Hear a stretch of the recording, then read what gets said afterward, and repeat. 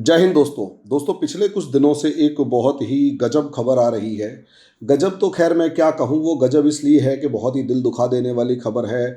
Situations इस तरीके से हैं कि उनको देख के ऐसा लगता है कि ऐसे जाहिल अनपढ़ गंवार फ्रस्ट्रेटेड देश के दुश्मन हमारे देश में हैं, जो कि हमारे जो विदेशी दुश्मन हैं उनका साथ देने के लिए ऐसे ही लोग अक्सर मौजूद रहते हैं। दोस्तों, शरीर में एक ऑटो इम्यून डिजीज़ होती है।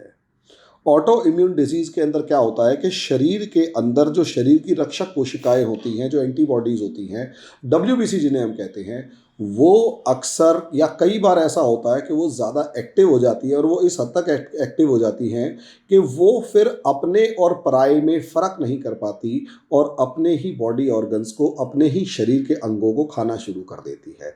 जब वो अपने ही शरीर के अंगों को खाना शुरू कर देती है तो उससे अपने बॉडी ऑर्गन्स डैमेज होना शुरू होते हैं और बॉडी ऑर्गन्स डैमेज होने का सीधा सीधा असर ये होता है कि पूरी बॉडी बेड़ागर्क हो जाती है। देश भी कुछ ऐसा ही है।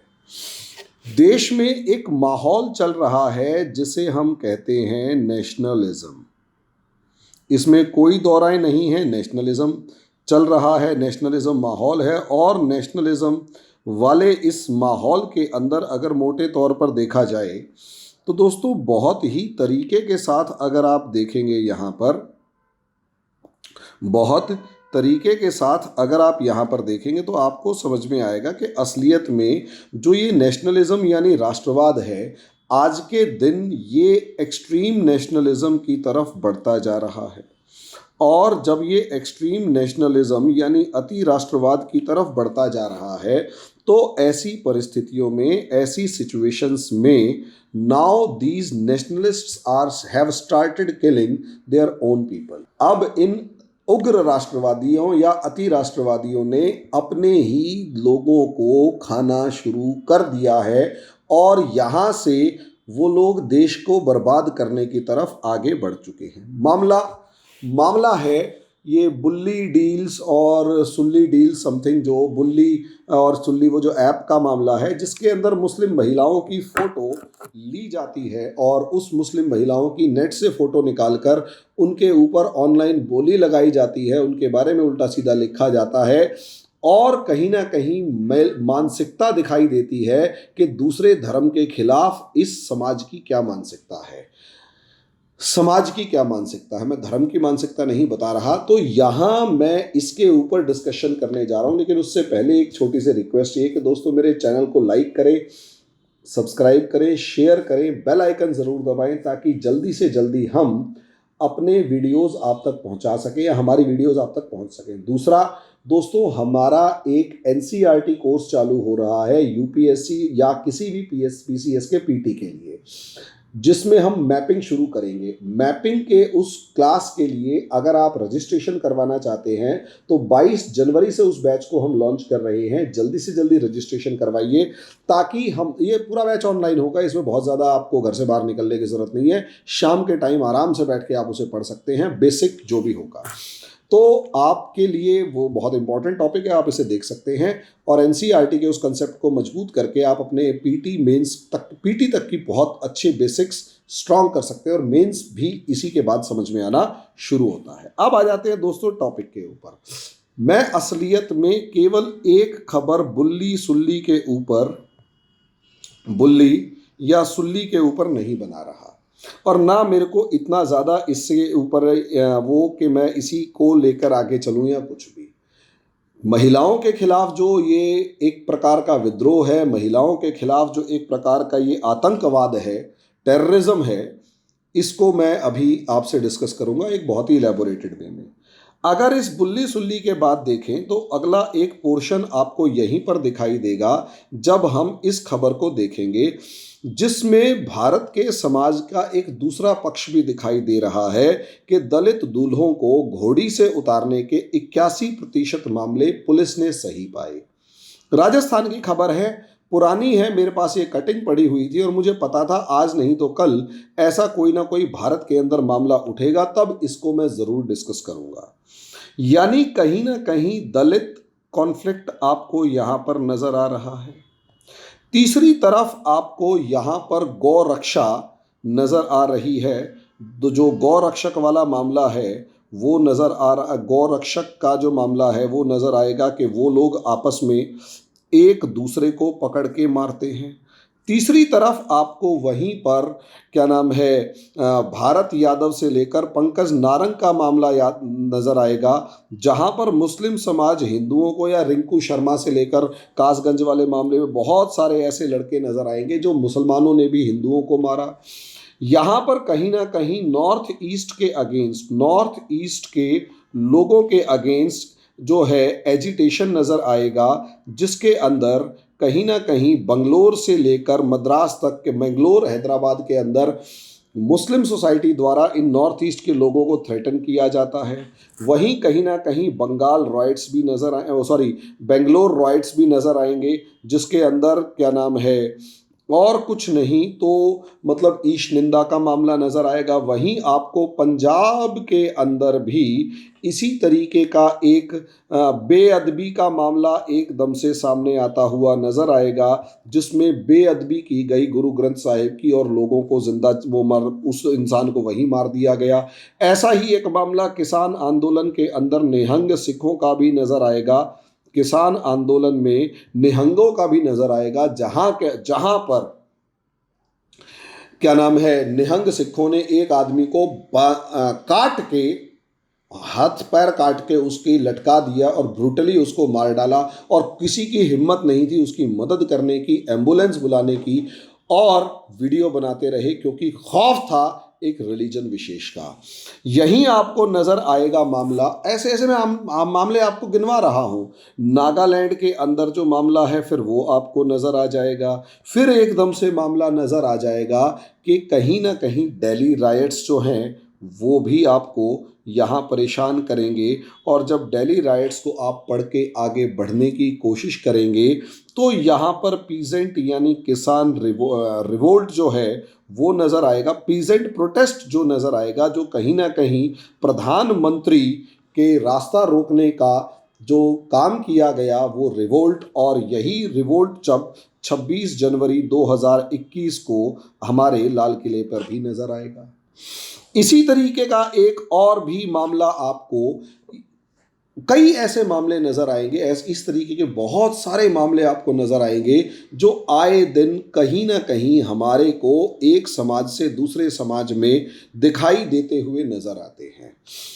यहाँ पर आपको धर्म संसद भी नजर आएगी, जहाँ पर कुछ लोग भौंकते हुए नजर आए और नरसंहार की बात कर रहे थे, और इसके रिटेलिएशन के अंदर AIMIM का जो मुखिया है वो भी उसी तरीके की भाषा, जैसी यहाँ पर भाषा इस्तेमाल हुई वैसी ही भाषा वो भी यूज़ करता हुआ नज़र आया, और वो और उसका भाई अप्रॉक्सीमेट वही काम कर रहे होते हैं। अब आप कहोगे यहाँ देश के दुश्मन कहाँ नज़र आ रहे हैं, यहाँ विदेशी ताकतें कहाँ नज़र आ रही हैं, अभी नज़र आ जाएंगे। दोस्तों, मैंने थोड़े टाइम पहले एक वीडियो बनाया था, अजीत दोवल ने देश के गद्दारों की पहचान बताई। देश के गद्दारों की पहचान बताई अजीत दोवल ने, बिल्कुल सही बात है। अब मैं उस पहचान को अब यहां पर इन्हीं मामलों में डिस्कस करने की कोशिश कर रहा हूं। मैं इन मामलों को यहीं पर आपसे डिस्कस करूंगा, यहीं से आपको इन मामलों के ऊपर चिंतन मनन करूंगा, बातचीत करूंगा कि असलियत में ये है क्या। अब आप इस मामले को समझिए, है क्या मामला, पूरे तरीके से आपको समझ में आना शुरू हो जाएगा। अब देखिए, यहां पूरी सिचुएशन को समझने की कोशिश कीजिए। असलियत में यहां इंडिया एक ऐसा समाज है, इंडिया एक ऐसी सोसाइटी है जहां पर मल्टीलिंगुअल यानी बहुत सारी भाषाएं, मल्टी एथनिक यानी बहुत सारी प्रजातियां, मल्टी रिलीजियस बहुत सारे धर्म, मल्टी कास्ट और मल्टी कल्चरल,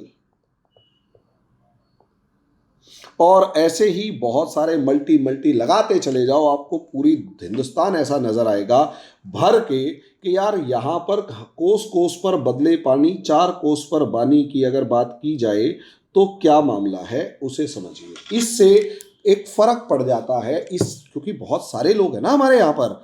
अब असलियत में इस पूरी सोसाइटी में होता क्या है?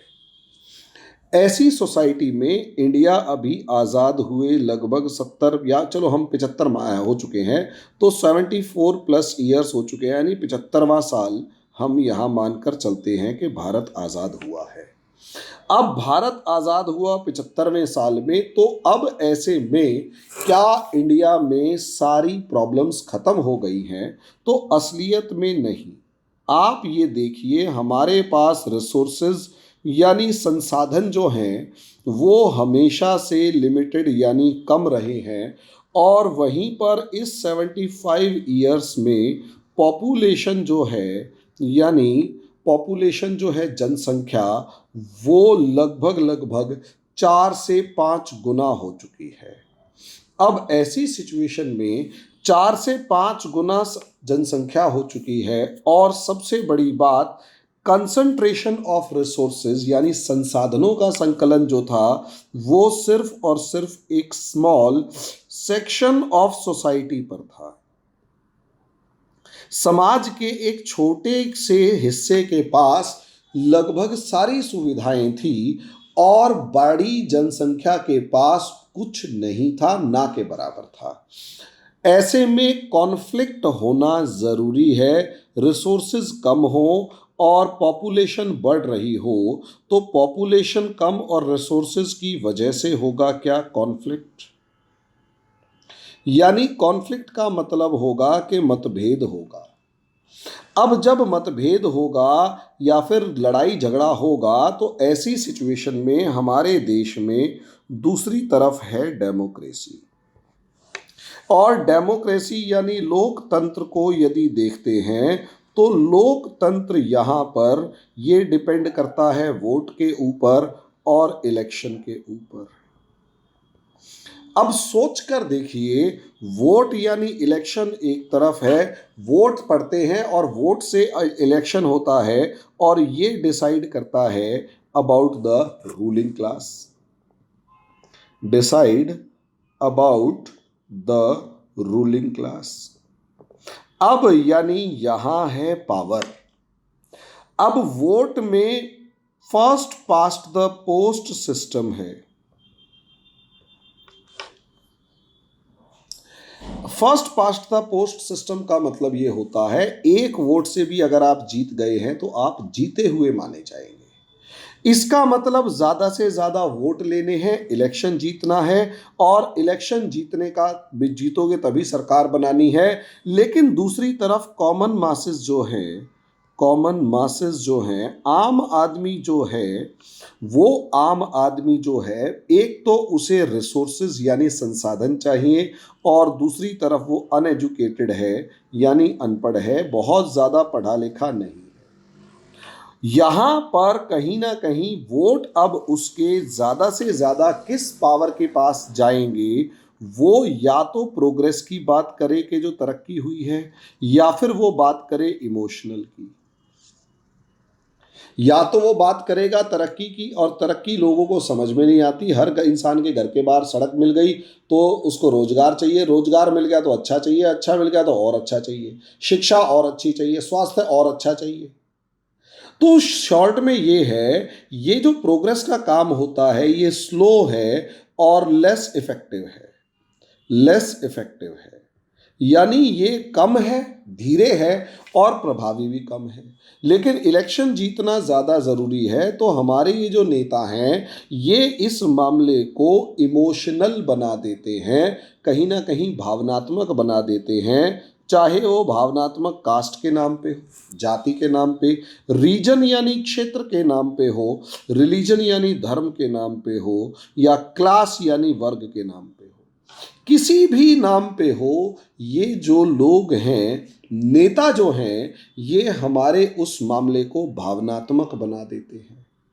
और जब ये लोग हमारे इस मामले को भावनात्मक बना देते हैं, तो यहीं से व्यवस्था बदलनी या पलटनी शुरू हो जाती है। यहीं से ये व्यवस्था बदलनी या पलटनी शुरू हो जाती है। असलियत में जब ये इमोशनल हो जाते हैं तो जहर भरे जहरीले भाषण, जहरीले और भड़काऊ भाषण यहाँ पर सबसे ज़्यादा बोले जाते हैं। यहाँ अगर आप देखेंगे ना, तो जहाँ जब मैं बचपन में देखता था तो दलित समाज हमारे घर के बाहर से एक नारा लगाते हुए जाता था, तिलक तराजू और तलवार, इनको मारो जूते चार।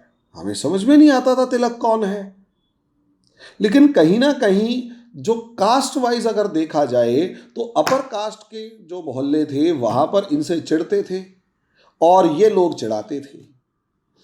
मायावती अभी इलेक्शन कमीशन को ये कह रही है कि इलेक्शन को धार्मिक मामले से बचाया जाए और धार्मिक रंग दिए जाने से बचाया जाए, जब इन्होंने वो मामले करे तो आज समझ में आता है कि उसका मतलब क्या था।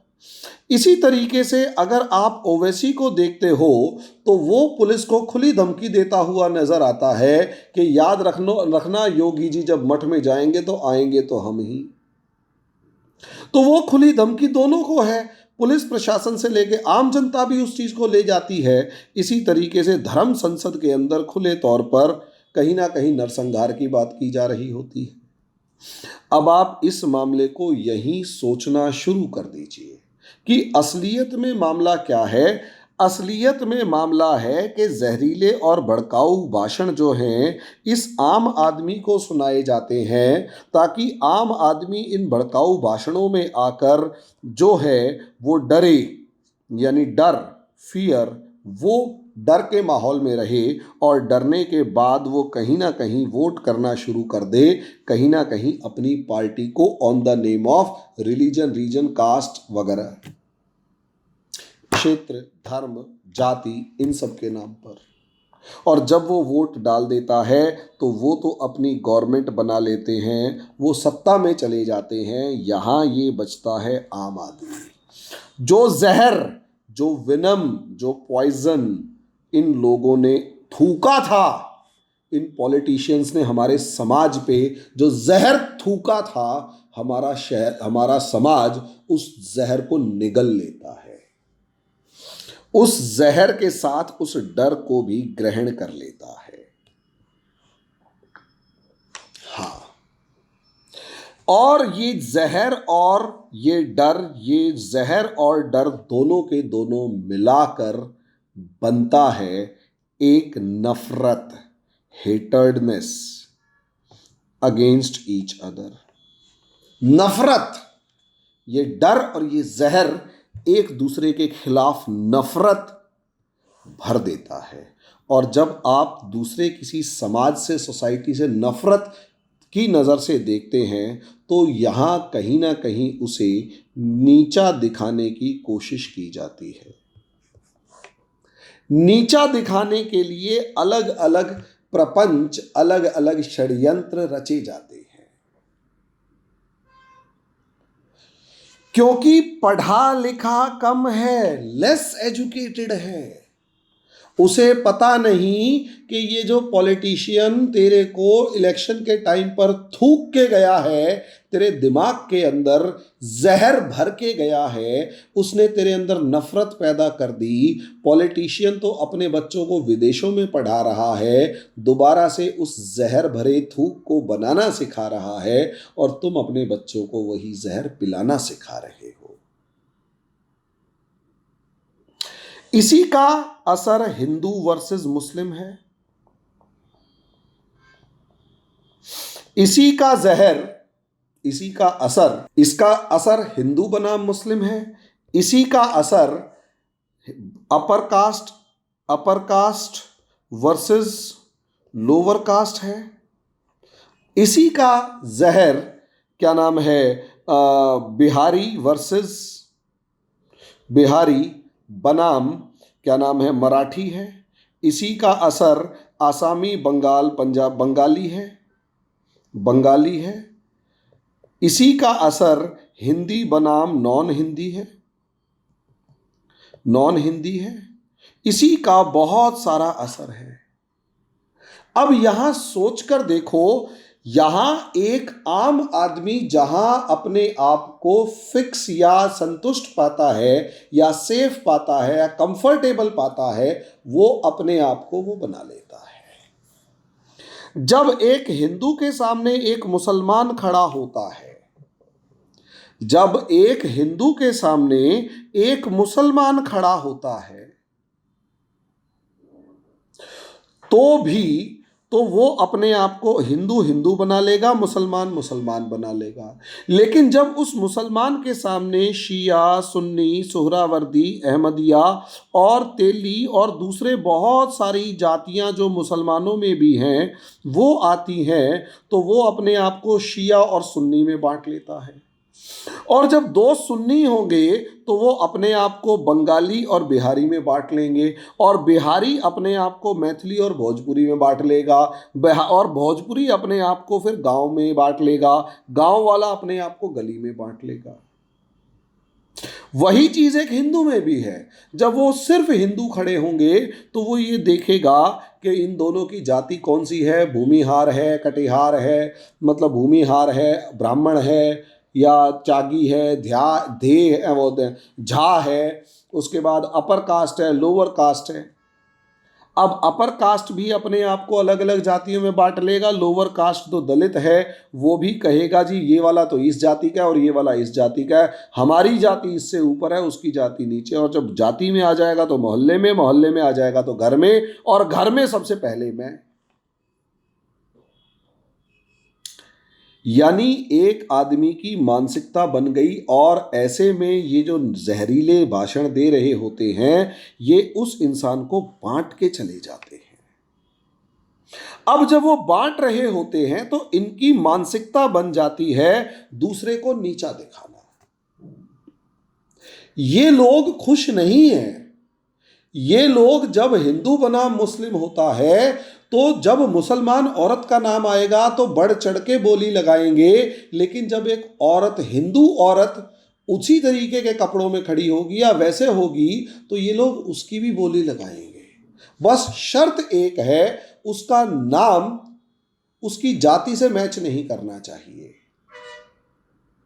उसका नाम उसकी जाति से या उसकी बहन या घर की औरत नहीं होनी चाहिए, वो किसी की भी बोली लगा सकता है, क्योंकि अभी वो मुसलमान होने के नाम पे बोली लगा रहा है, फिर उसके बाद कंचा माल जैसा अगर कोई ऐप बन जाएगा तो, और उस पे महिलाएं होंगी तो वो उस पे भी बोली लगाएगा।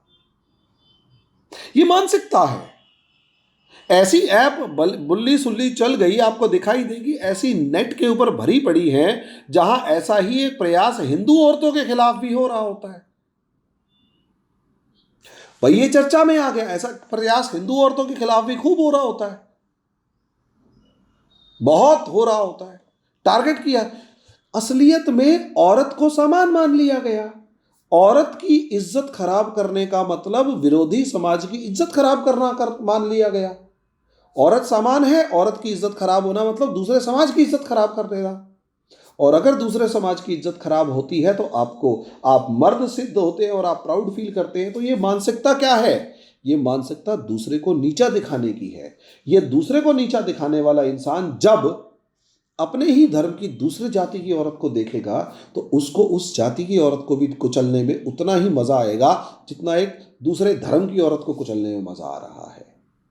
और जब ये अपनी ही जाति की औरतों को देखेगा तो उसे दूसरे परिवार की औरत को कुचलने में भी उतना ही मजा आएगा जितना उसे दूसरे धर्म या दूसरी जाति की औरत को कुचलने में मजा आता है। ये वो लोग हैं जिन्हें केवल और केवल अपने से मतलब है, स्वार्थी लोग हैं। ये जहरीले भाषण देने वालों ने इनको अत्यधिक स्वार्थी बना दिया है और उस स्वार्थ को एक ऐसी उद्देश्य दे दिया कि भाई यहां तक मैं स्वार्थ करूंगा तो शायद पाप है, इससे बाहर मेरा स्वार्थ जो है वो मेरी वीरता है। यहां तक जो दायरा है, हिंदू वाला दायरा है, वहां तक तो ठीक है, उससे बाहर वाला दायरा जो है वो मेरा स्वार्थ, मेरी सिद्धि है। ये चीज हिंदू में नहीं है, मुसलमान में भी है। मुसलमान में भी है। यहां तक कि ये लोग अपनी बेटी और अपने भाई की बेटी में भी फर्क करेंगे।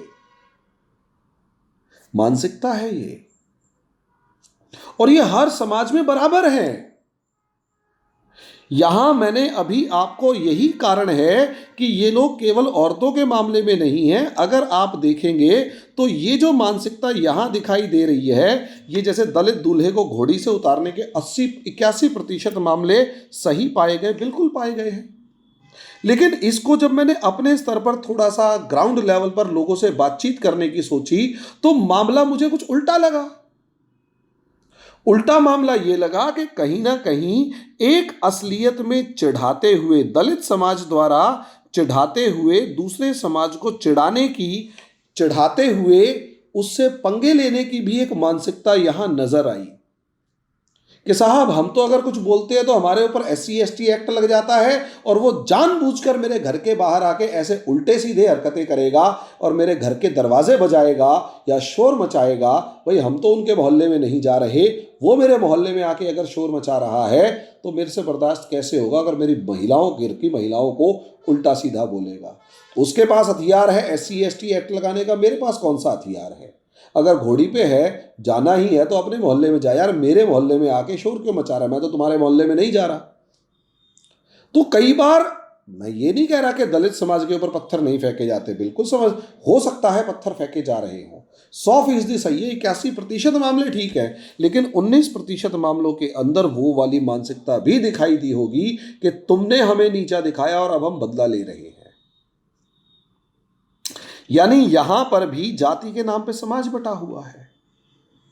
तो जो चिढ़ाने वाला है ना, चाहे वो नीची जाति का व्यक्ति जो ऊंची जाति को चिढ़ा रहा है, या जो ऊंची जाति का व्यक्ति नीची जाति को चिढ़ा रहा है, इन दोनों की मानसिकता भी एक समान है। जब ये चिढ़ा रहे हैं, अपने अधिकार की रक्षा करना अलग है, लेकिन अपने अधिकार के नाम पर और अपने अधिकार जो विशेष मिला हुआ है उसका दुरुपयोग करना, उसका मिसयूज करना भी उतना ही गलत है।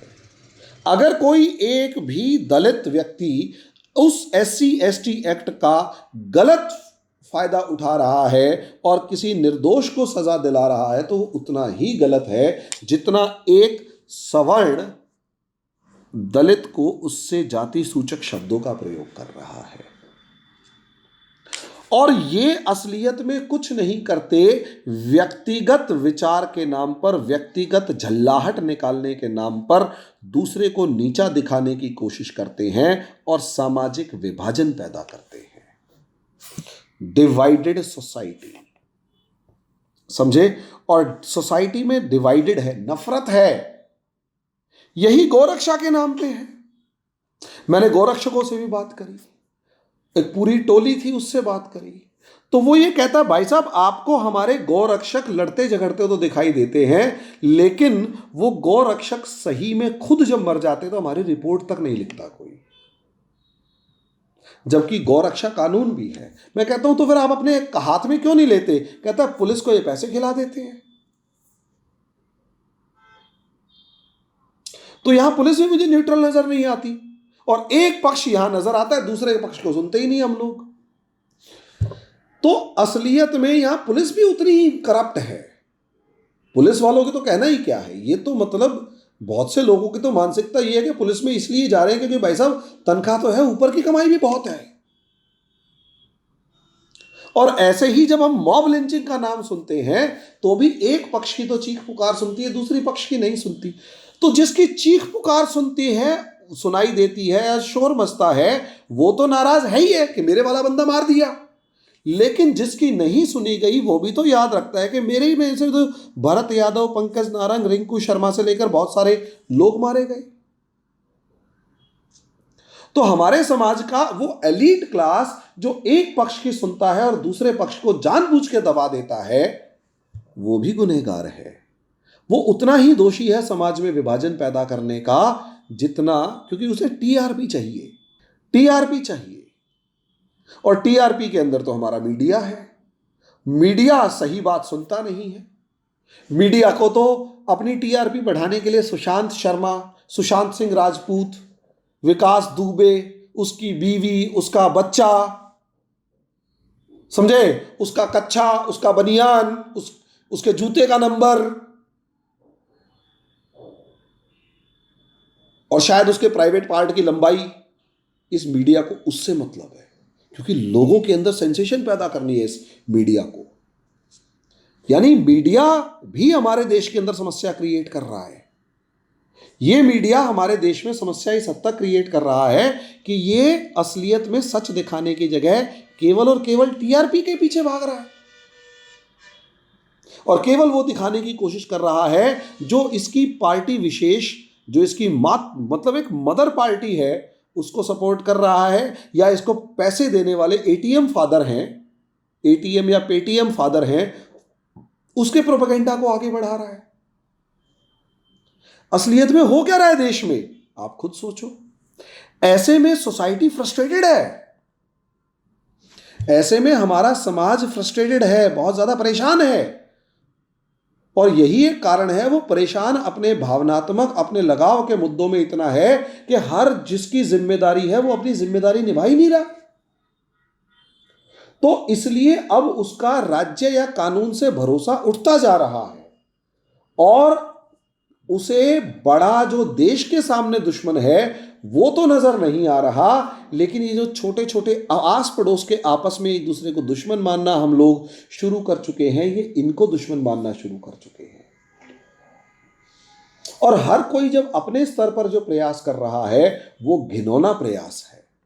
बुल्ली सुल्ली असलियत में इसी प्रकार की एक कुंठा का नतीजा है, जो हमारे इन राजनीतिज्ञों ने, पॉलिटिशियंस ने, इस पुलिस ने, इस प्रशासन ने, इस न्यायालय ने 10 साल तक अगर किसी के छोटे से केस की सुनवाई ना करो ना तुम लोग, तो बर्बाद है सिचुएशन, बर्बाद। अगर 10 साल तक किसी केस की सुनवाई नहीं होती ना, 20-20 साल मामले लटके रहते हैं, समझे। और 15 साल तक कोई बंदा मतलब कई बार अगर तो इस न्यायालय की रिपोर्ट आ जाए, जब ये न्यायालय की रिपोर्ट आती है ना दोस्तों, कि भाई इस न्यायालय की रिपोर्ट आई, मतलब इस रिपोर्ट आई है कि एक आदमी ने जो क्राइम किया था उसका ट्रायल भी शुरू नहीं हुआ, ट्रायल शुरू होने से पहले ही जितनी सज़ा मिलनी थी, जिस क्राइम के लिए उसे गिरफ्तार किया था उसकी सज़ा से दुगनी सज़ा काट चुका है, बस जेल में है, सड़ रहा है। तो ये जस्टिस सिस्टम कहाँ है भाई? आदमी उससे भी फ्रस्ट्रेटेड है, इसलिए गाड़ी में लठ लेके रखता है, रोड रेज लठ लेके रखता है। तो आम आदमी असलियत में इस समय पर कुंठा में है, और उसे वो कुंठा निकालने के लिए कोई ना कोई एक ऑब्जेक्टिव चाहिए, और ये जो पॉलिटिशियंस हैं उसे वहां पर वो डरा देते हैं, ताकि वो आम आदमी वहां पर अपने आप को रक्षक महसूस करे और अपने दूसरे ग्रुप को मारना शुरू करे। और जब वो रक्षक समझ के दूसरे को मारना शुरू करता है तो दूसरा भी उसी तरीके का बिहेवियर करता है, सोसाइटी लड़ती रहती है, अपना मौज लेते रहते हैं, और देश जियोपॉलिटिक्स में उलझा हुआ है। यहां यानी आप सोचिए, आम आदमी जो है वो इस समय पर चलता फिरता वायरस है, जो हर मामले में कहीं ना कहीं किसी ना किसी से डरा हुआ है। और जब ये आम आदमी डरा हुआ है ना, तो यहां इस आम आदमी में से जो फॉरेन पावर्स हैं, विदेशी शक्तियां हैं, फॉरेन पावर्स हैं, जो विदेशी शक्तियां हैं, वो कुछ नहीं करती। थोड़ा सा पैसा लेके इसी सोसाइटी के इन्हीं कंजर नेताओं में से एक दो को उठाती हैं, उसके अकाउंट में चुपचाप कैसे ना कैसे पैसा भेज देती हैं, और वो लोगों को उसी लाइन पर भड़काना शुरू कर देता है, उसी लाइन पर काम करना शुरू कर देता है। लोग भड़कते जाते हैं, और जैसे जैसे लोग भड़कते जाते हैं वैसे वैसे बर्बाद हिंदुस्तान होता चला जाता है। सोशल कॉन्फ्लिक्ट, समाज आपस में हर जगह किसी न किसी से लड़ रहा है, समाज की एकता भंग होती है, और एकता जैसे ही भंग होगी, अब मान लिया चीन आपके बॉर्डर पे है, चीन को पता है कि भारत का समाज आपस में यूनाइटेड नहीं है, चीन ने बॉर्डर पे भारत को कमजोर करना है, और पता लगा हमारे यहाँ के लंबे चौड़े सैनिक ऐसे हैं जो -40 डिग्री के अंदर भी खड़े होने की हिम्मत रखते हैं और आंखों में आंखें डालने की हिम्मत रखते हैं। चीन का लड़का कमजोर है, वो लड़ नहीं पा रहा, वो खड़ा नहीं हो पा रहा। तो चीन कहता है मैं अपने लड़के को हिंदुस्तान के लड़कों से बॉर्डर पे मरवाने के लिए क्यों भेजूं? मैं तो हिंदुस्तान के अंदर की ही इन लड़कों को आपस में मरवा देता हूं। चीन ऐसे ही किसी छोटे से दलित समूह को पैसे देगा ताकि वो ब्राह्मण या अपर कास्ट को गाली बके, और दूसरा अपर कास्ट को गाली बके पैसे देगा ताकि वो लोअर कास्ट को गाली बके। जो हिंदू मानसिकता वाला होगा उसे पैसे देगा, क्योंकि मानसिकता तो पनप चुकी है, और ये पनपाने वाले ये जो हमारे नेता और ये जो सारे के सारे हैं ये लोग हैं। भड़काऊ भाषण इलेक्शन में जहर थूक के गए होते हैं, और इन हमारे आम लोगों ने ना चाट रखा होता है वो जहर नशा समझ के, और फील कर रहे हैं कि हम भारत के या अपनी जाति के, अपने धर्म के रक्षक हैं। अबे तुम अपने समाज को खुद खा रहे हो, आप अपने देश को खुद खा रहे हो। जो थूक के गया था ना जो जहर, उसे तुमने चाट लिया। हाँ, चाहे वो धर्म संसद वाले थूक के गए, चाहे वो ओवैसी थूक के गया, सबने चाटा अनजाने में। बस अपनी मानसिकता बना ली, अपनी एक सोच बना ली कि दुश्मन वो वाला है, उससे लड़ूंगा। तुम्हारा सबका सबसे बड़ा दुश्मन इस समय चीन है। तुम्हें सिर्फ चीन से लड़ना है, और नेता की कॉलर पकड़ के उससे बात करनी चाहिए कि भैया तू ये बता स्कूल कितने खोले, हॉस्पिटल कितने खोले, और क्या नेता से धर्म के नाम पे बात ही नहीं करनी। और जो इंसान धर्म के नाम पे, चाहे वो हिंदू हो चाहे मुसलमान हो, धर्म के नाम पे, अब पता लगा मुसलमानों को खुश करने के लिए इमामों की तनख्वाह बढ़ा रखी है। अब जैसे ही इमाम की तनख्वाह बढ़ा रखी है मुसलमान खुश। अरे तेरे को क्या मिला ये बता, इमाम साहब को तो मिल गया, तू तो फिर भी गरीब का गरीब है। और क्या, रिश्वत दे दी एक तरीके की, तुझे थोड़ा ना दी, इमाम साहब को दी। इमाम साहब ने तेरे नाम के और उस नेता के नाम के कसीदे पढ़ने शुरू कर दे, तू जाके वोट डाला है। गरीब तू पहले भी था, आज भी है। हिंदू के साथ भी यही है। हिंदुओं को जय श्री राम का नारा दे दिया और मंदिर वंदिर बनवा दिए। मंदिर बन गया, ठीक है, अब क्या? अब जी दूसरा मंदिर, फिर तीसरा मंदिर, फिर चौथा मंदिर। रोजगार कहाँ है? भूखे मर, पहले तो तुम मर रहे थे, अब भी मर रहे हो। और चीन जब तुम्हारे बॉर्डर पे खड़ा होगा, वो लेके आएगा क्या नाम है, आर्टिफिशियल इंटेलिजेंस वाली सोल्जर्स, और हमारे वालों की माताओं के जो पैदा किए हुए बेटे हैं वो मशीनें लेके आएगा। तुम हमारी छातियां लेके जाओगे। मरना दोनों ने है। और वो फिर भी ना आए, ना ही आए, वो दो चार यहां पर शगुफे छोड़ देगा। ऐसा हुआ था 28 अगस्त 2008 को, सॉरी 2020 को, भारत चीन आपस में खड़े हुए एक दूसरे के विरोध में, समझे। और अगस्त सितंबर के अंदर बड़े बड़े टीचर, ये राकेश यादव वगैरह सारे के सारे स्टूडेंट मूवमेंट चला रहे हैं, महिपाल सिंह राठौर और ये सब। क्या?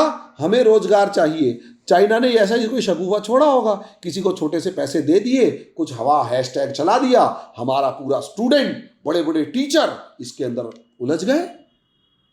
सोसाइटी कमजोर है, मानसिक तनाव है, उसे समझ में नहीं आ रहा आप किस मुसीबत से गुजर रहे हैं। उन्हें सिर्फ किसी ना किसी नाम पे भड़कना है। कुंठित है ना, कुंठित समाज, डरा हुआ, बर्बाद। नतीजा ये एकता भंग होती है। चाइना जैसे फायदा उठाते हैं, जरा जरा से पैसे भेजेंगे, हमारे यहाँ वाले उन हड्डियों को चाटेंगे, लड़ना शुरू, हर धर्म हर जाति, जरा जरा सी बात पे। रही सही कसर एक आधे को हमारी न्यायपालिका का इस्तेमाल करवा लेते हैं जी। पता लगा वो बद्रीनाथ केदारनाथ वाला जो 4 धाम रोड था वो चौड़ा करना था, चाइना वालों के पैसे खा के किसी ऑर्गेनाइजेशन को दे दिए होंगे कि लो जी थोड़ा सा पर्यावरण के नाम पे लगाओ PIL। 4 साल वो रोड चौड़ा नहीं होगा, पता लगा गया गायब। सरकार को हार के मानना पड़ा, भाई साहब मिसाइलें कैसे लेके जाए। हमारे सिस्टम की समस्याएं इतनी हैं, और लोग गधे हैं, भरे पड़े हैं, समझ में इनको आ नहीं रहा, जहर भर चुके हैं। और पॉलिटिशियंस उनसे ज़्यादा घटिया लोग हैं। अपनी जिम्मेदारी कोई नहीं निभा रहा। मान जाओ हम बहुत बर्बादी के कागार पर खड़े हुए हैं, और इस बर्बादी के कागार के ऊपर देश अगर हम नहीं संभाल पाए तो बहुत बुरा होगा। अभी जैसा देश अभी है, इस समय की सरकारें सबसे बड़ी और ताकतवर सरकारें हैं। लेकिन समाज जब विभाजित होता है ना, तो ताकतवर सरकारें भी कुछ नहीं कर पाती उनकी और आप समझिए, भारत कभी बाहर वालों से नहीं हारा, अपने अंदर वाले जब आपस में लड़ते हैं ना तो हारा है। यकीन मानिए, गजनी कुछ हजार सैनिक लेके आया था, लुटेरे लेके आया था। शर्म आनी चाहिए इस पूरे समाज को। कुछ हजार लुटेरे, सोच के देखो, गजनी कुछ हजार लुटेरे अफगानिस्तान से लेके आता है। वो इस रास्ते से आएगा, आके तुम्हारी छाती के ऊपर तुम्हारी ऐसी तैसी मार के सोमनाथ के मंदिर तक जाता है, उसे लूटता है, मंदिर तोड़ता है, शिवलिंग को जो एक भारतीय आस्था का प्रतीक था उसे ले जाके मंदिरों के, अपनी मस्जिदों की सीढ़ियों पे रखवा देता है कि इसमें चप्पल मार मार के आगे बढ़ो। क्यों? क्योंकि डिवाइडेड सोसाइटी थी। सोचिए, अफगानिस्तान से लुटेरों का समूह, आज जैसा तालिबान है, वो समूह आया और आके तुम्हें लूटता है, पीटता है, तसल्ली से करता है। और एक दो नहीं, 27 साल तक, 17 बार आता है, 27 साल तक आता है, 1000 से 1027 तक आता है और चला जाता है। तुम कुछ नहीं कर पाते। क्यों? क्योंकि सारे राजा महाराजा आपस में बटे हुए थे, और इतना बटे हुए थे, इतना लड़ रहे थे। गौरी गिनी चुनी फौज लेके आता है। बाबर केवल 12,000 सैनिक लेके आता है। बाबर 12,000, पूरा हिंदुस्तान जीत लेता है। शर्म करो यार, अब भी तुम इतिहास से नहीं सीख रहे। पढ़ाना शुरू कर दिया, या इतिहास का जो छिछालेदार हमारी औरतों और बच्चों के साथ किया है इन लुटेरों ने, अगर उसे पढ़ाना शुरू कर दिया। मैं बाहर से आए हुए बाबर की बात कर रहा हूं। भारत का जो मुसलमान है वो भारत का है, ये विदेशी नहीं है। भारत का मुसलमान भारत का है। बाबर विदेशी था, वो मध्यकाल, ये मध्य पूर्व की संस्कृति लेके आया था। और हमारी औरतों बच्चों के साथ क्या हाल किया था, किताबें पढ़ने लग जाओगे ना, पता लग जाएगा। चीन से अच्छी उम्मीद मत करना। हमारे देश का सबसे बड़ा दुश्मन इस समय चीन है, और उससे बड़ा दुश्मन ये जाहिल, अनपढ़, गवार, निकम्मे, नकारा, नालायक, उल्लू के पट्टे, गधे, और जो इनको गालियां बक सकते हैं वो लोग हैं जो दूसरे समाज को नफरत भरी नजरों से देख रहे हैं। हमारा देश ऐसे कॉन्फ्लिक्ट वाले उस पर है। सोचिए, बॉर्डर पे ज्यादा खतरा नहीं है, खतरा अंदर से है। बड़े से बड़ा युद्ध घर की मजबूती से लड़ा जाता है। घर की दीवारें मजबूत हो और घर के अंदर रहने वाले लोग मजबूत हो और एक दूसरे पर भरोसा करें, अपने नेता पे भरोसा करें, आपस में लड़ाई ना करें। और जो जहर भरे भाषण दे उसको कॉलर पकड़े या खुलकर उसका विरोध करें, उसके पक्ष में खड़े होने की कोशिश ना करें। महिला सबकी बराबर है, और न्याय वो नहीं जो दूसरे के साथ हो रहा है या कुछ हो रहा है, नहीं। न्याय वो है, न्यायिक सोच वो है जब आप उस जगह पर खड़े हो और आप क्या महसूस करेंगे, आप क्या उम्मीद करेंगे, वही चीज आप दूसरे को दें तो न्याय है। बुल्ली सुल्ली डील के अंदर जो मुस्लिम औरतों के पक्ष में या मुस्लिम पक्ष औरतों के बारे में सोच रहे थे, वैसी ही सोच उस जगह पर हिंदू औरतों को रख के सोचो। अगर आप वैसा ही सोच पा रहे हैं तो वो न्याय है, और उसमें आप सही सिद्ध हो रहे हैं तो न्याय है, वरना आप अन्याय हैं, और आप में और एक राक्षस में कोई फर्क नहीं है। आप देश के सबसे बड़े दुश्मन हैं। अपने कॉलर में झांक कर देखिए और पता लगाइए आसपास ऐसा कौन है, उसका विरोध करो, ताकि देश इकट्ठा हो, सुधरे। अगर भारत के सच्चे सिपाही बनना चाहते हो तो इकट्ठा हो, और अगर किसी में नफरत है उस नफरत को कम करो, उसे बढ़ाओ मत। और ऐसी हरकतें बढ़ाती हैं। हर कोई गुनहगार है, बस ये देख लो तुम्हारे गुनाह का लेवल क्या है, वरना बर्बादी की तरफ बढ़ रहे हो, बचोगे नहीं। और जिस समय इस समय की शक्तियां उभर रही हैं आपको बचने नहीं देंगी। धन्यवाद।